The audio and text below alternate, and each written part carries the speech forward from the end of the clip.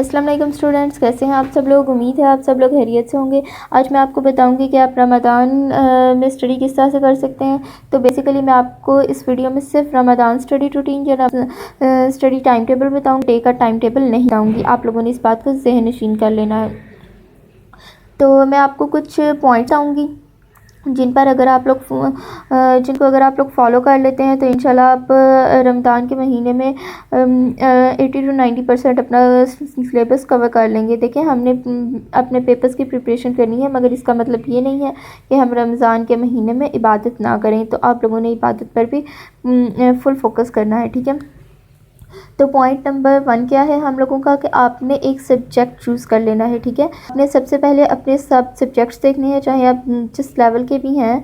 आपने अपने सब्जेक्ट्स देख लेने हैं और उसमें से आपको जोन से मुश्किल लगते हैं सब्जेक्ट्स, जिनमें आपके कुछ डाउट्स हैं, आपको कुछ लर्निंग प्रॉब्लम्स हैं, जिन सब्जेक्ट्स में आपकी प्रिपरेशन जिनकी नहीं हुई है, आपने उन सब्जेक्ट्स को नोट डाउन कर लेना है और उनमें से एक सब्जेक्ट अपना सिलेक्ट कर लेना है, ठीक है।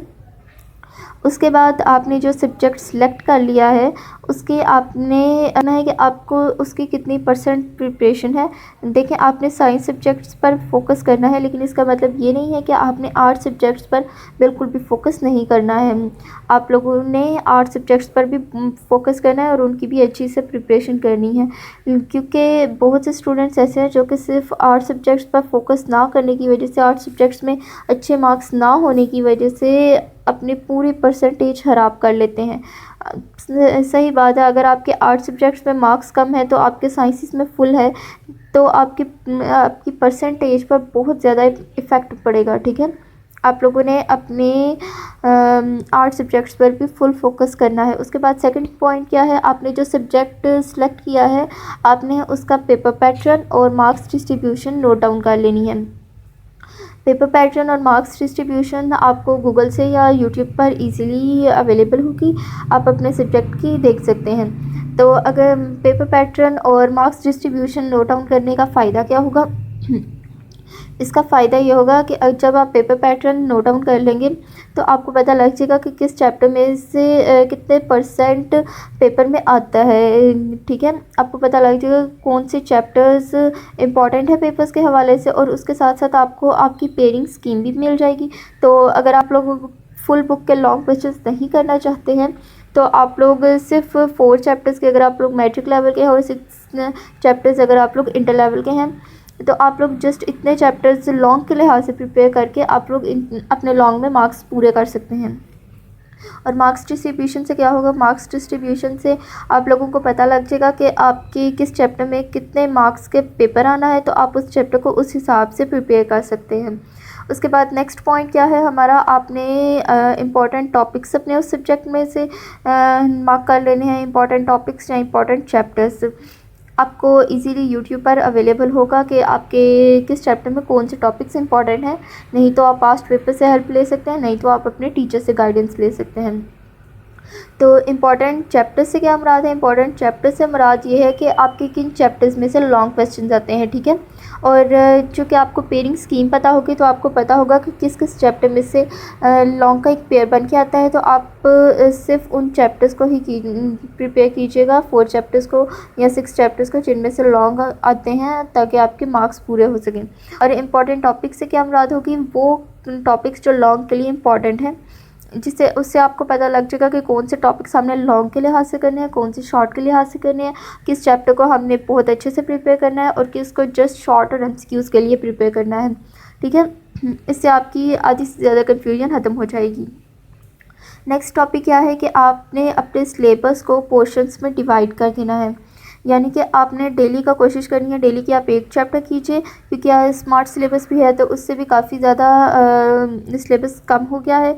और उसके बाद आपको पता होगा कि आपने किस चैप्टर में से लॉन्ग के लिहाज से प्रिपेयर करने हैं और किसको शॉर्ट के लिहाज से करना है, तो आपको करने में इजी रहेगा। आपने सिलेबस को अपने पोर्शंस में कवर कर लेना है, डेली का कोशिश करनी है, आपने एक चैप्टर प्रिपेयर करना है। और अगर शॉर्ट के लिए है तो आपको इजी हो जाएगा, अगर लॉन्ग के लिए है तो थोड़ा मुश्किल हो जाएगा, ठीक है। लेकिन आपने कोशिश करनी है कि आप एक चैप्टर प्रिपेयर करें। और उसके बाद नेक्स्ट पॉइंट क्या है आप लोगों का, नेक्स्ट पॉइंट है कि आप लोगों ने एक बेस्ट प्ले अपना टाइम टेबल बनाना है। यानी कि टाइम टेबल से मुराद ये है कि आपने अपना बेस्ट टाइम देखना है जिसमें आप इजीली स्टडी कर सकते हैं विदाउट डिस्टर्ब हुए। तो इससे मुराद क्या है कि अगर आप लोग स्कूल या कॉलेजेस वगैरह जा रहे हैं तो आप लोग ऑब्वियसली सुबह के टाइम स्टडी नहीं कर सकते। जब आप लोग कॉलेज से या स्कूल से वापस आ जाएंगे तो रोज़ा भी बहुत सख्त है और गर्मियों के रोज़े हैं, तो ज़ाहिरी बात है आप थके भी होंगे। उस टाइम रेस्ट कीजिएगा और फिर रात को स्टडी कीजिएगा, ठीक है। और ये आप लोग रात को स्टडी कर सकते हैं या फिर सुबह के टाइम सहरी के बाद आप स्टडी कर सकते हैं। और मैं आपको यही प्रेफर करूँगी कि आप लोग रात को स्टडी कीजिए, क्योंकि एक रात जागना ज़्यादा बेहतर है बजाय कि सारी ज़िंदगी पछताने की। तो कहने की मुराद ये था कि आप लोगों एक रात जब आप रात को स्टडी करते हैं तो आपको पता होता है कि आपने रात को स्टडी करनी है। आप हाफ़ काम अपना हाफ़ कोर्स रात को कंप्लीट कर लेते हैं और बाकी जो रह जाता है आपको पता होता है कि हम सुबह कर सकते हैं ये। लेकिन अगर आप छोड़ते ही सुबह के लिए आप कहते हैं कि सुबह स्टडी कर लेंगे, तो सुबह अगर आप लेट हो जाते हैं, आप नहीं उठ पाते या आप किसी और काम में बिज़ी हो जाते हैं तो आप फिर अपना वो सिलेबस कवर नहीं कर सकते, ठीक है। तो रात को आप स्टडी कीजिए और फिर रात को अगर आपको नींद आ जाती है या आप थक जाते हैं तो आप लोग थोड़ा काम सुबह के लिए छोड़ दें। उसके बाद लास्ट टॉपिक क्या है कि लास्ट टॉपिक है आपने अपनी बेस्ट प्लेस फाइंड करनी है जहाँ पर आप स्टडी कर सकते हैं।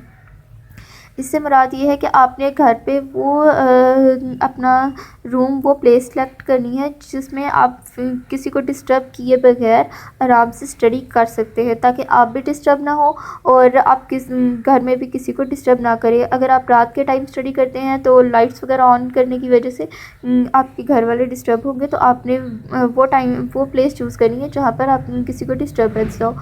तो उम्मीद है आपको ये वीडियो पसंद आएगी और अगर आपने मेरे चैनल को सब्सक्राइब नहीं किया तो जल्दी से कर लें। अल्लाह हाफिज़।